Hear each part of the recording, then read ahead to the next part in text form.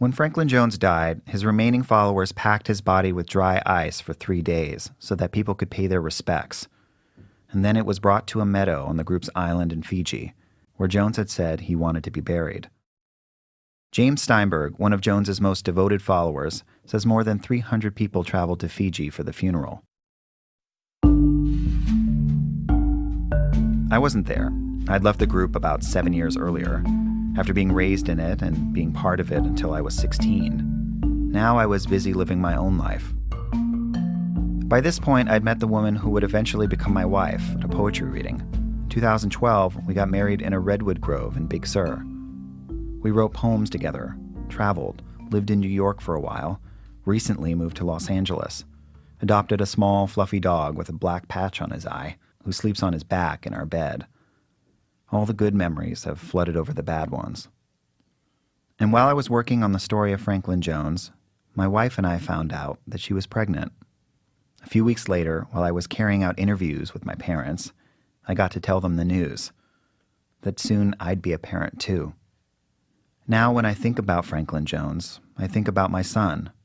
I wonder if someday, decades from now, he'll come to me, ask me to explain my choices to him, the way I've been asking my parents to explain theirs. What will I say about Franklin Jones if my son asks? After all this reporting, I think I can see both sides. I don't believe that Jones was a god who lived a perfect life culminating in a perfect death. But I also don't believe he set out to control or hurt his followers. Now that I have as good an idea as I ever will about who Franklin Jones was, what do I do with it?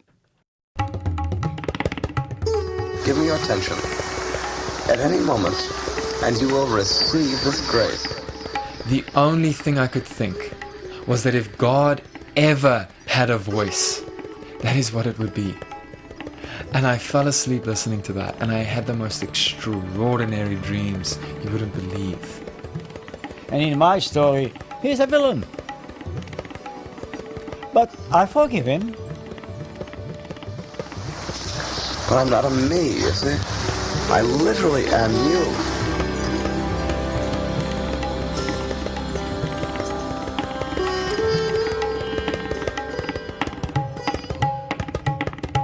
I'm Jonathan Hirsch. This is Dear Franklin Jones.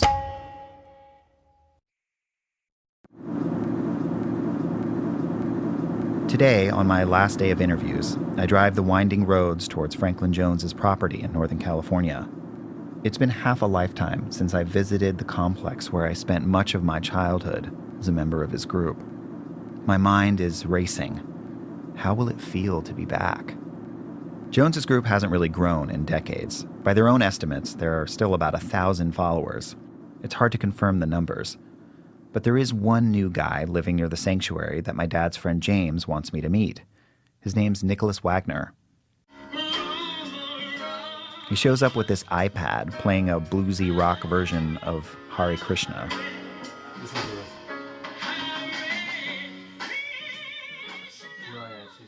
Nicholas is 22 years old. He's handsome, freckled skin, blonde hair. He grew up in South Africa. He's a modern seeker. For him, everything that happens is a sign, a story. And the truth is, he's a pretty compelling storyteller. Like this one time he's at a gym in Miami and he meets a Fijian guy. And the guy tells him to go to the island of Taveuni, his home. And suddenly he has a tear in his eye, and he says to me, if you go to Taveuni Island, it will absolutely change the rest of your life. So Nicholas packs his bags and heads to Taveuni. It's a boat ride away from the island owned by Franklin Jones. Kind of had this idea that I would eventually find a spiritual teacher. Nicholas starts working, cutting down bamboo, and eventually he ends up meeting an Australian dude who introduces Nicholas to a member of Jones's group. Nicholas spends an afternoon with them, and they invite him to visit Jones's island. Nicholas goes, but at the same time, he's starting to feel sick, dizzy, and weak. One of Jones's followers sends him to the group's doctor. I sat down, and he knew what it was. It turns out a cut Nicholas had gotten on his leg from some bamboo. It had become severely infected. He said, you have blood poisoning. He said, if you did not come to this island, you would have been dead by the end of the week.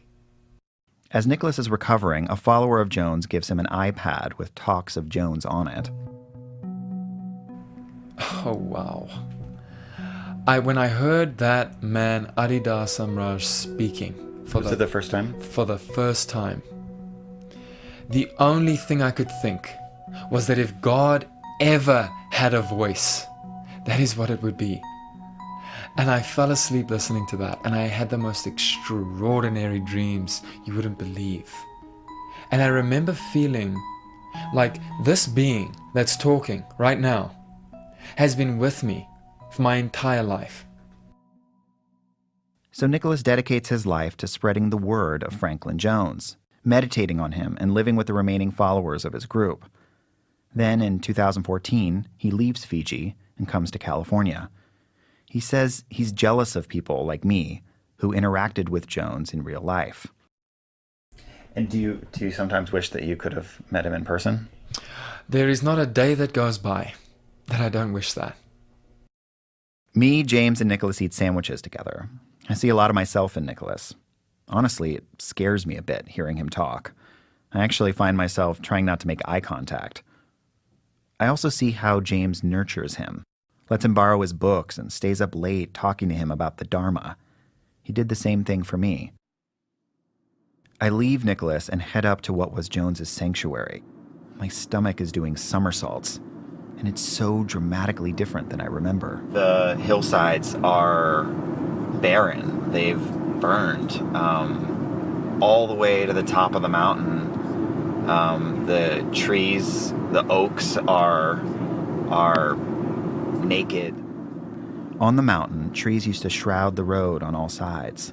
In the winter, when it would snow, it looked like Narnia, this remote, densely forested, far-off land, sheltered from the outside world. But today I can see for miles. The few trees that remain are charred and brittle. The place feels exposed. 2 raging wildfires burning tonight in Lake County, scorching thousands of acres and threatening hundreds of homes, and it could be a while before firefighters get those fires under control. That's because of the hot and dry conditions right now. In 2014, a massive wildfire destroyed large areas of Lake County. Over 1,400 homes were evacuated. Many were owned by members of Jones's group. James was one of those followers who lost their home. Rental car? Yeah. Makes more sense for all the driving around, for sure. Later, James and I drive around the area. James says the night of the fire, he and several followers frantically moved boxes of Jones's belongings to a secure place. He himself planned to leave the next day, so he went home to get some sleep. But in the middle of the night, he woke up surrounded by flames. There was a ball of fire in the tree above his car as he sped in reverse out of the driveway. James now lives on Jones's property in a small, musty bungalow with a cot and a tiny altar. You can see the bald hillsides from his window. From his front porch, the tall fence surrounding Jones's private residence. Nobody lives there now. I ask him if he ever feels sad that Jones is dead.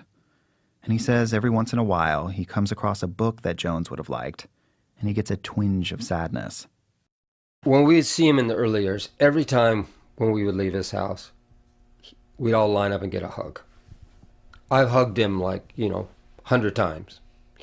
And it was the deepest love I've ever experienced. He had no limits on that love. But the depth of love that I experienced from Adida was extraordinary. He also kicked my ass more than anybody has. He's hurt me more than any other person ever hurt me. But it was always founded in a deeper love. What I actually know as God is what I've seen in his eyes, because I never had experienced on my own any divinity that great. I've often wondered, do people who spent their whole adult life following Jones, do they ever regret it? I'm an older man now. I don't regret that because I was around in those early years when he was in that kind of relationship. And the reason I was singled out, I can't tell you ultimately why, but part of it was I really wanted that. I was willing to give up everything for that. I really didn't care about who I was with, what kind of job I had, what my future was going to be like. I saw someone who was alive in the divine and was offering me a relationship to come into that. And that's what I wanted. I didn't care about anything else. When I look at my parents' lives, I see similarities to James. They don't have much money or stuff. My mom continues to work into her late 60s. My dad lives a quiet existence down the street from my mom. They're not together, but they're still friends. In all the interviews and conversations I've had while trying to find out who Franklin Jones really was, not a single person told me they regret their time in his group. Many regret things that happened in it, for sure, but not the fact that they joined, were part of it. So I also wonder, are they telling me the truth? Maybe it's just too hard to admit they made a mistake. James and my dad still hang out. James says for years, Thomas was so angry, it was hard to get him to talk about anything else. But now, both Thomas and Kathleen have a new guru, this fit, smiley white guy who used to be a competitive bicyclist. Having a spiritual path is still really important to them. When things ended with Jones, Thomas saw him as a kind of spiritual imperialist, holding court over the unenlightened. But he still wanted it more than anything. Wants it. Enlightenment. When I asked Thomas how he makes sense now of who Jones was, his answer surprises me. I don't know. I don't know the story. All I know is my story. And in my story, he's a villain. But I forgive him. I forgive him because he's no different than me, you see. It's not that he did something that I wouldn't do. Maybe I would do that. Anybody is susceptible to human nature. Which is why I guess he can also say he doesn't regret raising me in the group. Because in his story, maybe that time was really good for me. Maybe, he says, it actually gave me a head start on attaining enlightenment. You can't imagine how happy I was that you went through there. Because who knows what, but maybe 1,000 incarnations are burned up in that one moment. Maybe. My mom, she's a bit more circumspect. You know, it wasn't whether or not he was what he was, or maybe he wasn't all that he thought he was, or, you know, it's like that was... I mean, I know that being in his room was... I saw a lot of things that other people weren't privy to or didn't have to see. But we can get idealistic sometimes about what a God-man's supposed to be. If he's a man, he's still a man. I think for Kathleen, whether there were questions about his teachings or his claims of enlightenment or his behavior was all sort of beside the point. That following Jones was wrapped up in a lot of things that weren't strictly spiritual. My mom loved her husband, loved her life, wanted a safe place to raise her family, wanted security. And she had big doubts about whether that was possible in mainstream America. Which actually doesn't sound radical at all to me. It sounds like a lot of people. Maybe just framed in different terms. We were so interested in waking up from just being a human. We had experienced a level of life that was true. And I'm grateful that we were able to have a son in the midst of that, knowing. For years, my parents and I skirted around the issue of Jones. Like I said, we didn't really talk about it until I started working on this story. But in the past, if it came up, I would try to get them to admit that maybe Jones and his experiment, their life for 17 years, hadn't worked out. They always just refused. I never really understood why. But now, as I await the birth of my own son, I think maybe I'm starting to get it. Because if you have kids, at some point, they will probably try to understand you, your choices, maybe as a way to understand where they come from. So how do you respond? By saying that your life has been a series of challenges and missteps that maybe culminated in a failed experiment that some people consider a cult? No way.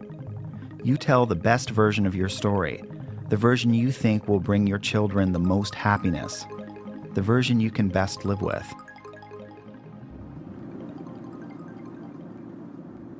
Leaving Jones's sanctuary, I noticed the tall wooden gate surrounding his house. try to commit the image to memory, because this will probably be my last time here. It's funny. My parents left this place, this group, years ago. But I realize now that in some subconscious way, I always figured I'd return. The very last time I saw Jones, he was holding a wooden staff, looking over our heads, our hands raised in the air as we shouted his name over and over. We called him Master, God. Franklin Jones was born. He lived.